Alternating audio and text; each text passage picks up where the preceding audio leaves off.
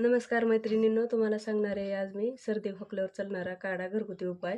लागणारं साहित्य बघा: पानं, अद्रक, विलायची, दालचिनी, काळी मिरी, लवंगा, मेथीदाणे, हळदी पावडर, तमालपत्र. चला तर मग काढा बनवायला सुरुवात करू. 1 ग्लास पाणी टाकायचं,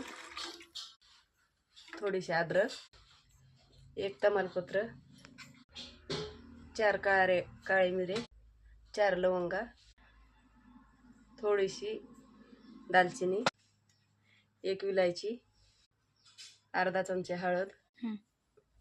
महत्त्वाचे म्हणजे तुळशीचे 4-5 शेंडे घेतले, नुसते असे कुरतडून टाकायचे, कट करायची गरज नाही, तुळशीला कापत नसतात. असं हलवत राहायचं, ढवळत राहायचं जरा, म्हणजे सगळा फ्लेवर त्याच्यामध्ये उतरतोय.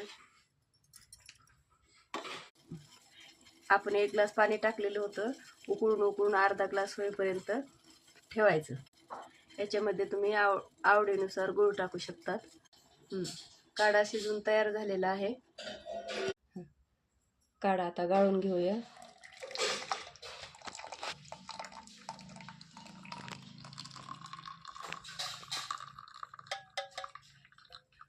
हा काढा गरम गरम प्यायचा आहे.